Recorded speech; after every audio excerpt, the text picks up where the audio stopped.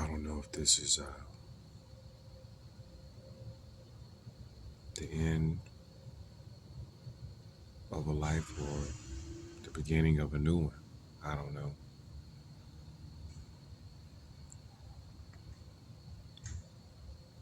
I appreciate people who have taken time out to listen to my song. The song is what it is. It's about an individual who has had the unfortunate experience of being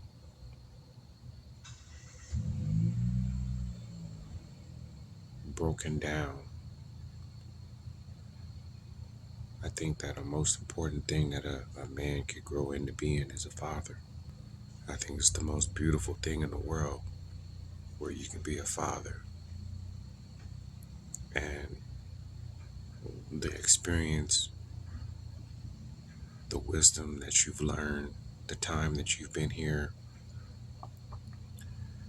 you can transfer that into your child so they can grow to be what it is that they're going to end up being.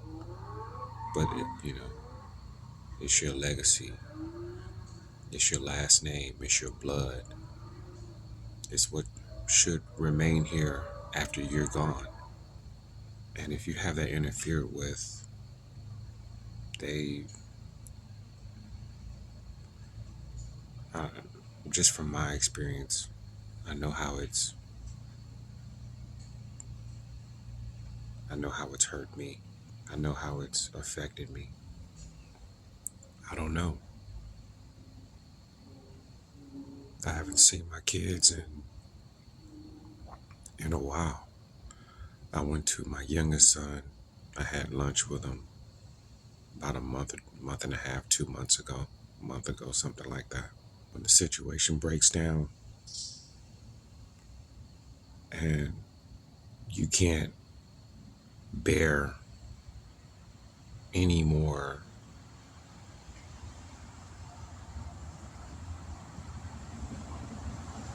to share an experience with your ex, you see where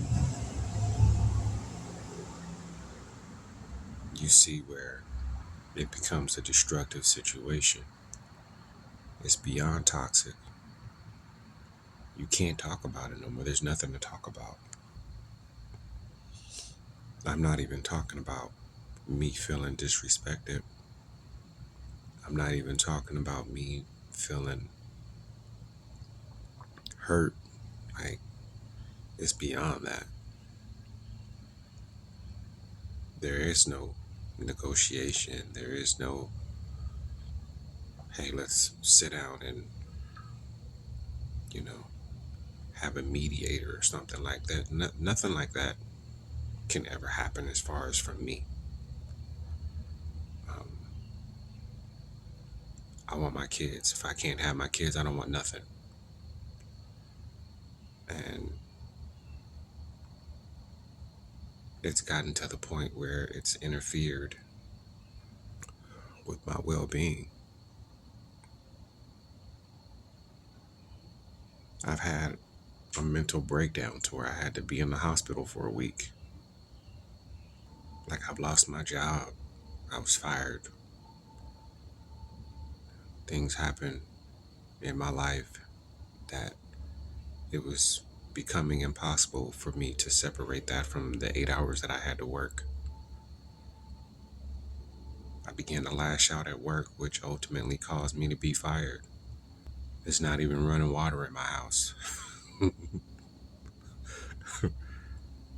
Like, I can't even make a cup of coffee. There's no food in my refrigerator. Like, I'm constantly struggling for money.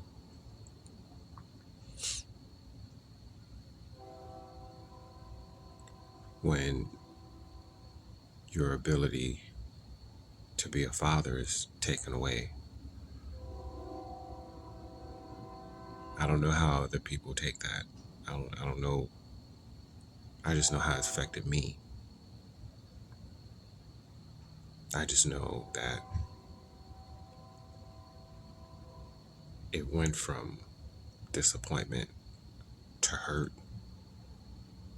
then pain on various different levels where you're trying to fix that pain. And once you get to a point where it's beyond the pain, then you feel frustration. And then once it's beyond the frustration, it's the anger. And then once you get to anger, after you get to anger, inside it's rage, then you're being it's rage, but it's not outward as long as you're not in a situation where it could be triggered. Like, I think that I don't know what would happen if I was in a situation where I could become that way. But I do know that where I'm at now, I don't feel anything. Well, I can't say I don't feel anything. I feel this yearning of missing my children, this where there's something off, like horribly off with me. That's what it is. And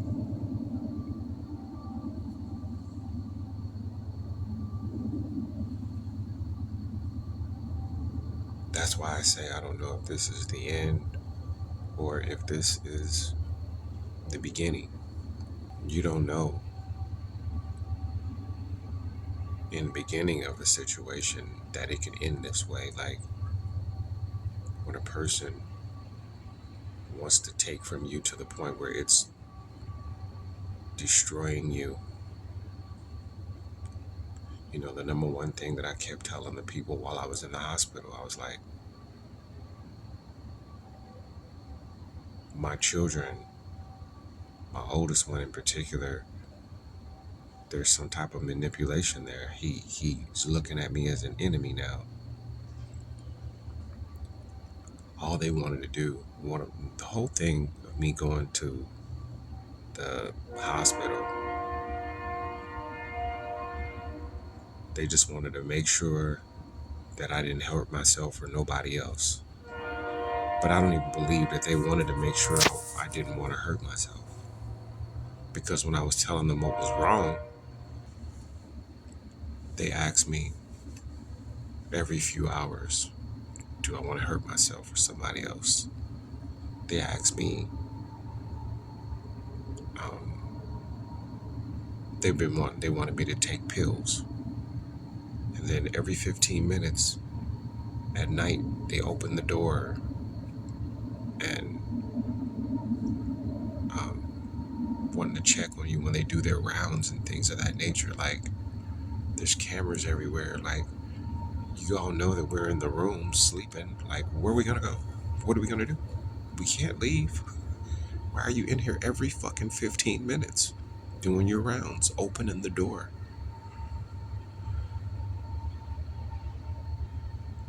They would have these times where they would,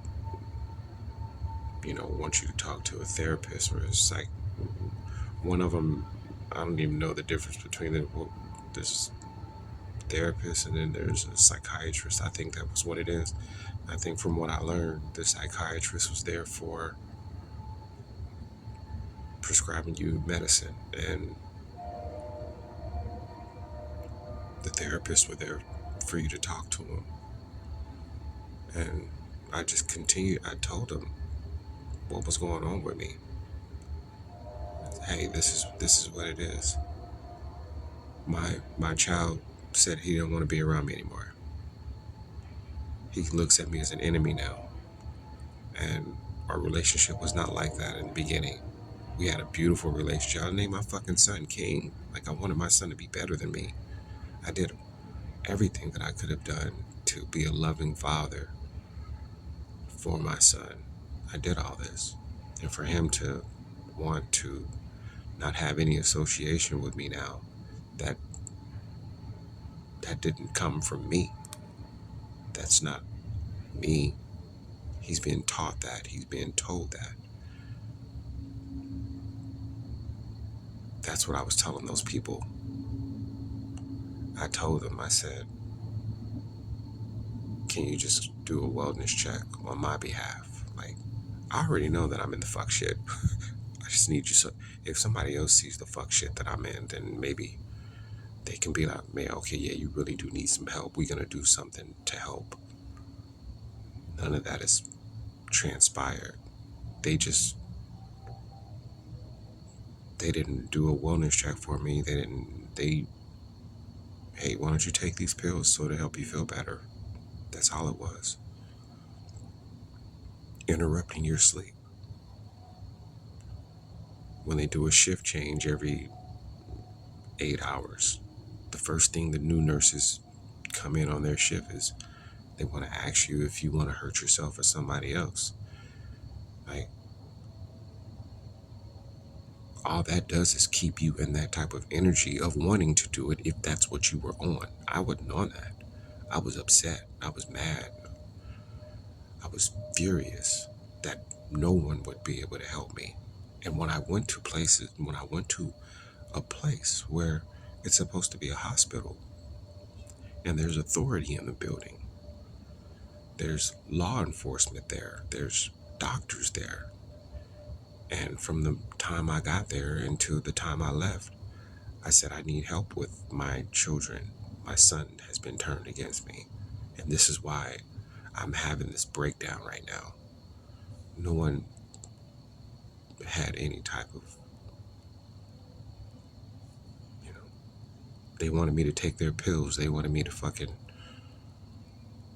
answer all their weird questions about my sanity and about my mental health. But they didn't want to do the one thing that would have just made me feel better. They wanted me to take all this medicine. My blood pressure was all high. Hey, we're concerned about your blood pressure. We want you to take these pills. You guys got me here against my will. I can't leave. Of course, I don't want to be here, and that's going to affect my blood pressure. My mind is not going to be, and then you're not letting me sleep because you come in my fucking room every 15 minutes. And you want me to do all these fucking group sessions with all these different people. And they're all crazy too. Everybody's in there because they had a horrible day. And it got to a point where someone wanted to just either admit them in there or they said something and people came and got them. That's what happened with me. I said some crazy shit while I was on the phone with a case manager. Next thing I know, 20 minutes later, the police are at my door.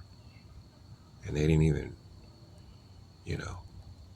they didn't look like I could have said, no, I'm just having a bad day. I want to go to sleep. They didn't. They wanted me to go, and they made me feel like something would happen if I refused to go. So I had to go. And the fucked up part about it is I said, look, I'm a veteran. Send me to the VA. They have a mental health place there. But they didn't send me there. They sent me someplace else. That's where I ended up being.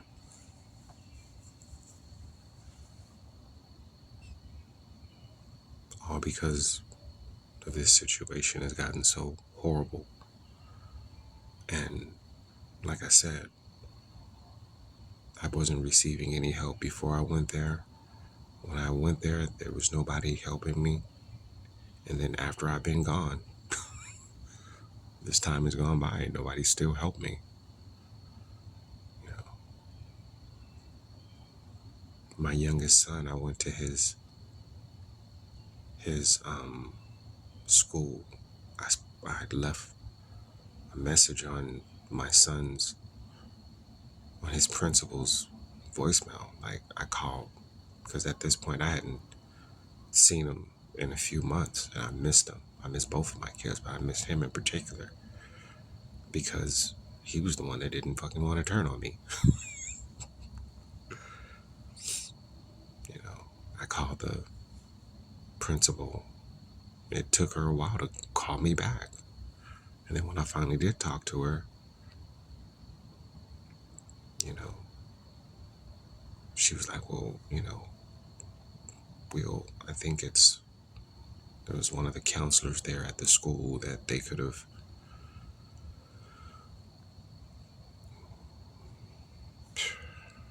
it was a waste of time. All she did was give me the same common phone number that they would give anybody else in that type of situation. They were looking at a father who's in a desperate situation and he needed help and he's breaking down. I was fucking crying on her voicemail. They wasn't looking at me like that. I'm a man, and then you look at the fact that I'm a nigga. They don't have any sympathy for anybody. No man. Let alone a black man when they're in these types of situations.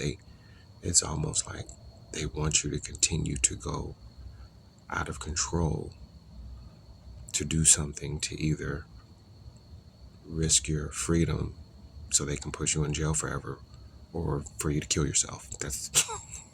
That's why they kept asking you the question.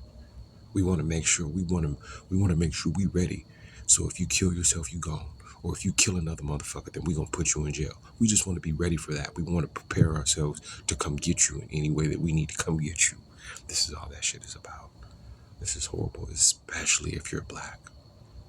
And I told the motherfuckers while I was in there, if I was a white woman and I had a and I had a horrible domestic situation that I needed to be extracted from, you would everybody would be falling over backwards to make sure I was out of that situation and I was in a situation where you can get me back on my feet and be healthy and heal. If I was a white woman, that's what they would do. They would be giving me money. They would be trying to get my kids back to me. Like all this, they would do all this shit. But if you a nigga, he can't possibly love his children that much to where he's crying and he's deteriorating. He can't possibly miss his children so much that it's affecting him at work and he's lashing out at work to where they gotta fire him. He's a nigger. He can't, there's just nothing. No. Those are niggers. They don't have fucking feelings. That's how they think. Even the black people in the hospital were thinking that. They think we're sick. We're sick, yeah. I don't know everybody's reasoning for being in there. I can tell you what my reason was. And I'm not sick. Like, I'm heartbroken. I'm been destroyed financially. Like, I was at a point where I was paying so much child support that I couldn't even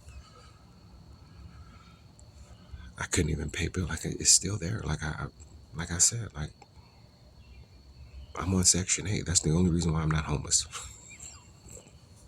That's the only reason why. But like I said, it shut my water off. Like, I've had periods of time where my phone has been shut off. My Wi-Fi has been shut off. Out here, the buses are free, but next month they're going to start charging for the buses again. I don't even have money for that. And then I was trying to talk to my case manager at the VA, and she was telling me that I have to go somewhere else to figure out a way to get a bus pass. So the song is about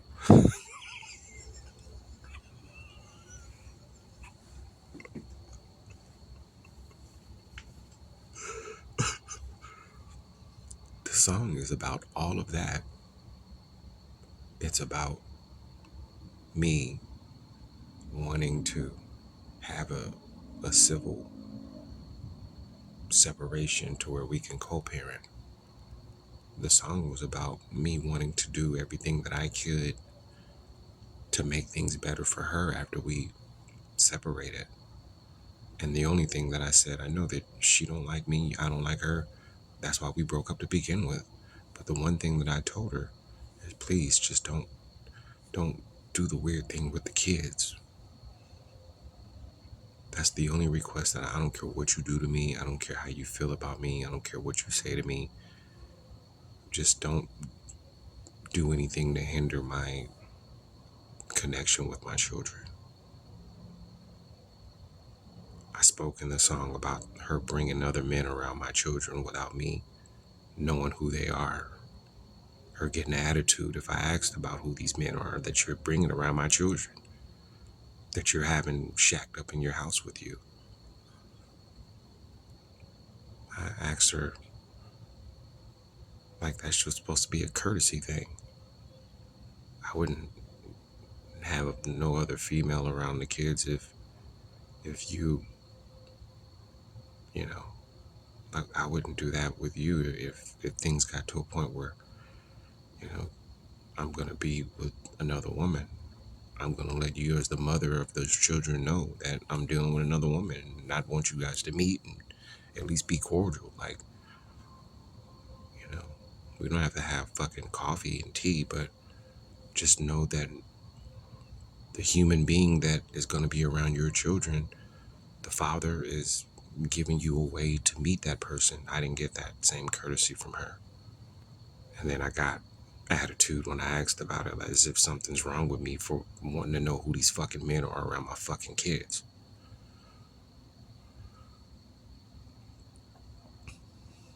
And then, you know, the whole situation with going to court when the divorce was finalized and the judge, you know, on her side, you know, with her filthy ass lawyer, they had one amount for me to pay for child support. And then the judge sees that and say, I want to make him pay $300 more fucking dollars.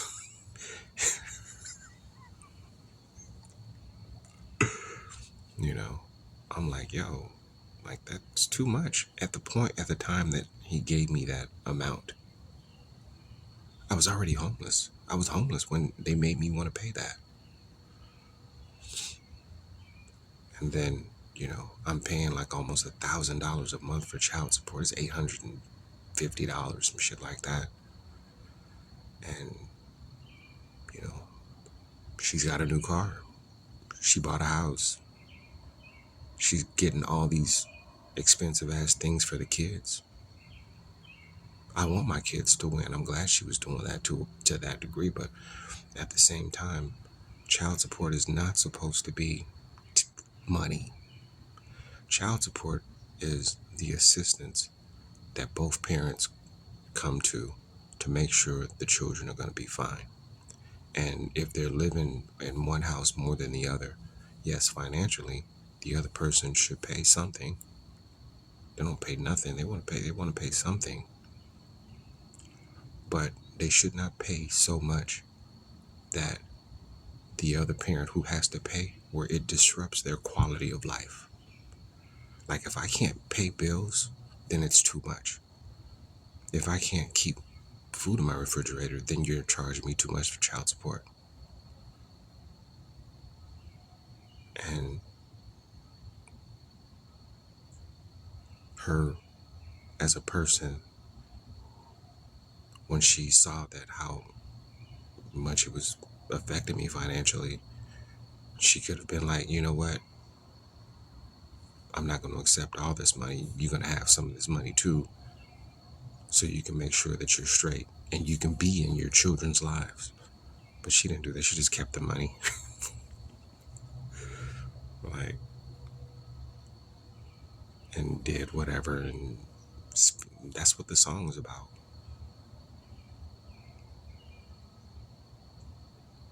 There's elements of the song as well where I'm talking about my child being turned against me. You know, the name of the song is No One to Help Me. That's what the name of the song is, because I went and asked people and talked to people. Like, I don't even talk to family and friends no more about this shit because they can't help me. Like, I had a dear friend that I had been talking to that really helped me you know, through a lot of the initial pain of what I was going through. And I got to the point where I didn't even want to talk to her anymore. Like, she can't help me. Like,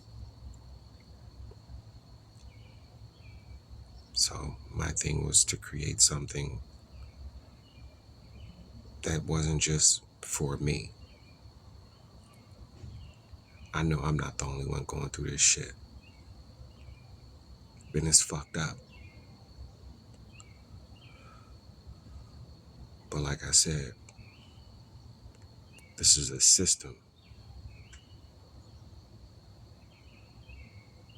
You get buried by the system. That's what they want. And they either want you to do something to risk your freedom, or they want you to do something to yourself, which can also risk your freedom. Because if you try to, take your own life and you don't follow through, or it's a failure, then they lock you up or they put you in a hospital for it. So they take your freedom that way too. It's a system. And if you're black, dealing with that system, it's impossible to win unless somebody within the system sees your circumstance and looks at you as a human being. You're not black. You're not a nigger. You're a man. You're a human being. And I'm going to do whatever I can to help you. I've been very explicit and clear about what's wrong with me, what's been going on. I'm proud of myself that I can express that too. That aspect of what my experience is. I'm proud of myself for that. But like I said, they don't want to help me, or they would have. And that's the part where I'm like, I don't know if this is the end of my life, or if this is the beginning of something totally new and possibly good. I would hope that it's something good, but I'm sitting here, I'm deteriorating. That's all I'm doing. So yeah, that's what the song is about.